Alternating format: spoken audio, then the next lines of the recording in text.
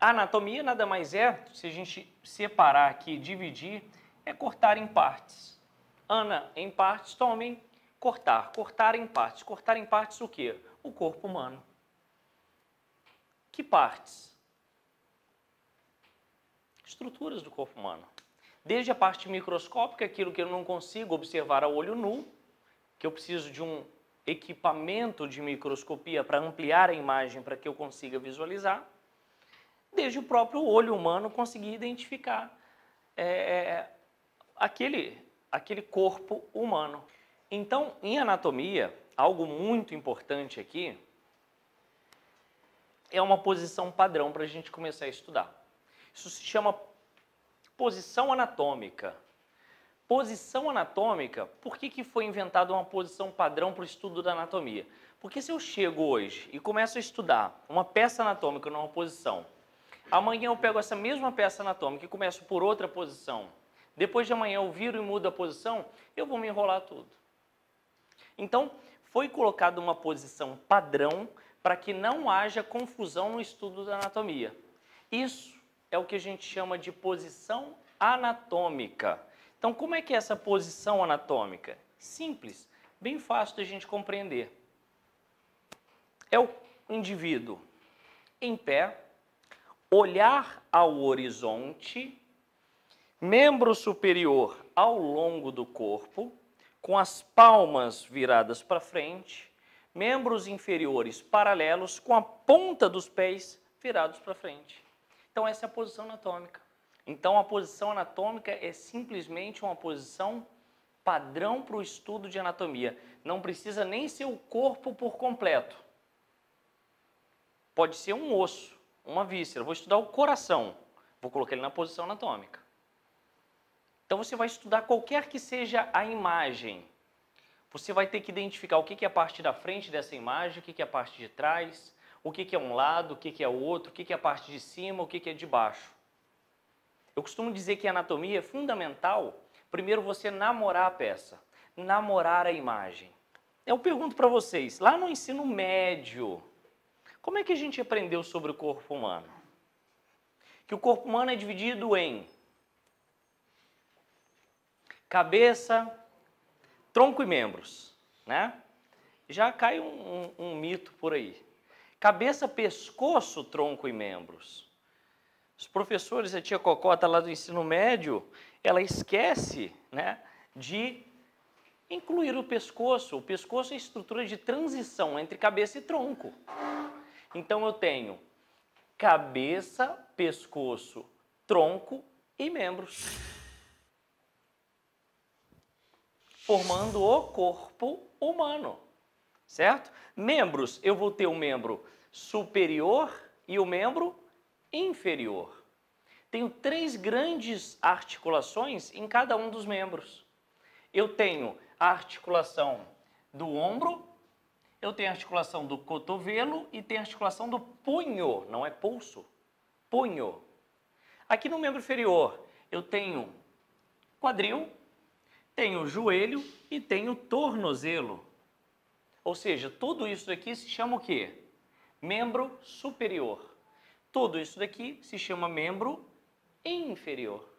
Olha que facilidade. Por vezes a gente chamava de braço e perna, né? Não. Braço é um segmento específico do membro superior. Perna é um segmento específico do membro inferior. O beabá que muita gente desconhece. Aqui, ó. Do ombro ao cotovelo, como é que se chama esse segmento? Braço. Aqui é o braço. Tá vendo? Do cotovelo ao punho, eu tenho o antebraço, certo? E aqui eu tenho a mão. Membro inferior, do quadril ao joelho eu tenho a coxa. Do joelho ao tornozelo eu tenho a, não é sobrecoxa não, perna. E aqui eu tenho o pé. Então, ó, coxa, perna e pé. Braço, antebraço e mão. São segmentos do membro superior e segmentos do membro inferior. O beabá que muita gente desconhece. Eu estou falando muita gente formada, tá? Muita gente formada e não estou falando de Qualquer um não. Médico que às vezes desconhece isso. Corpo humano, quantas cavidades tem? O que é uma cavidade? É uma parte oca do corpo preenchida por órgão. Então, vou ter o quê? Aqui eu tenho a cavidade craniana. Não é isso? Na cavidade craniana está situado o encéfalo. Ah, não é cérebro? Não. Cérebro é um conjunto de 2 órgãos ali dentro da cabeça. Certo? Dentro da cavidade craniana a gente não tem só 2 órgãos, a gente tem 6 órgãos. Então a gente tem 6 órgãos aqui dentro. 6 órgãos formam o encéfalo, tudo ali dentro. Aqui no tronco, ó.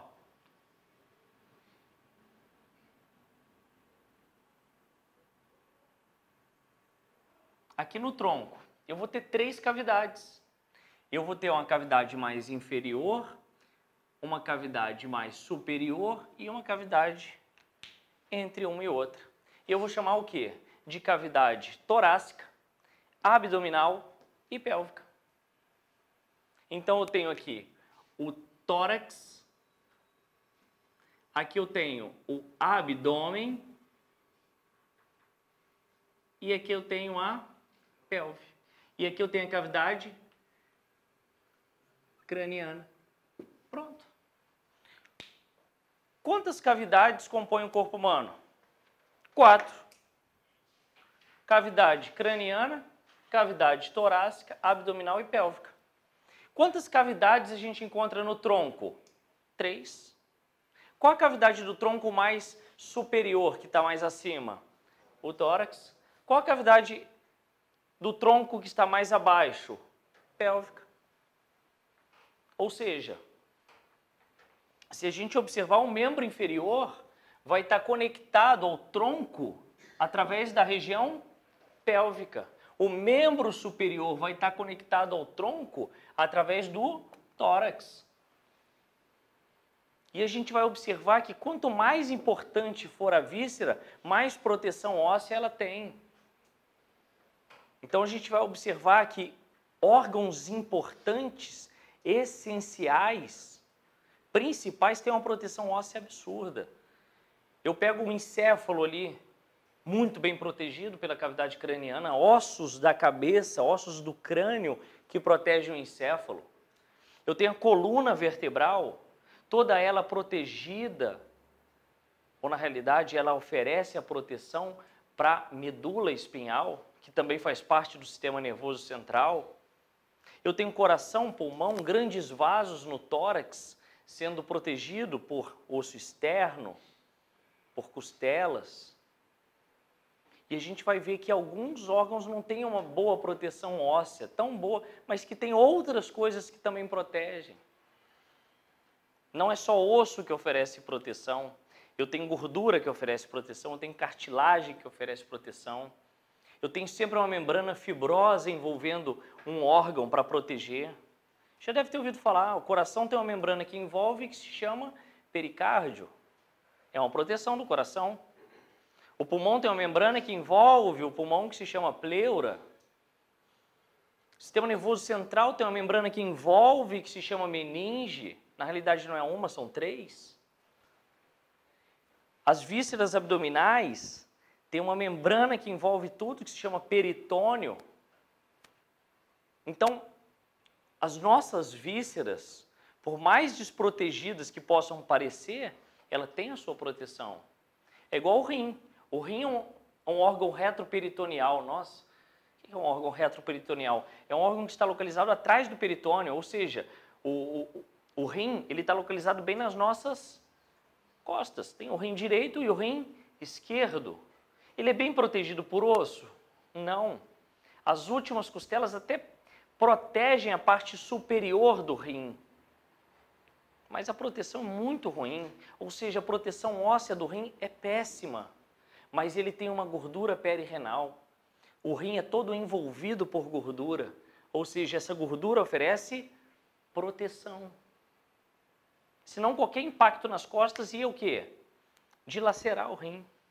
Porque é um órgão extremamente friável. O que é um órgão friável? Que se arrebenta com enorme facilidade. Mas não, ele é bem protegido. Então, se a gente começar pelo beabá de forma correta, entender o corpo humano de forma correta, ótimo. A gente já está avançando bem na disciplina. Ou seja, para estudar anatomia, eu tenho uma posição padrão, chamada posição anatômica. Essa posição anatômica eu já consigo identificar o que o corpo humano é formado por cabeça, pescoço, tronco e membros. Membro inferior e membro superior. O membro superior tem 3 segmentos: braço, antebraço e mão. O membro inferior tem 3 segmentos: coxa, perna e pé. Certo? E as 4 cavidades são cavidade craniana, torácica, abdominal e pélvica, sendo que essas 3 últimas estão dentro do tronco. Cada uma das cavidades são preenchidas por órgãos essenciais à vida.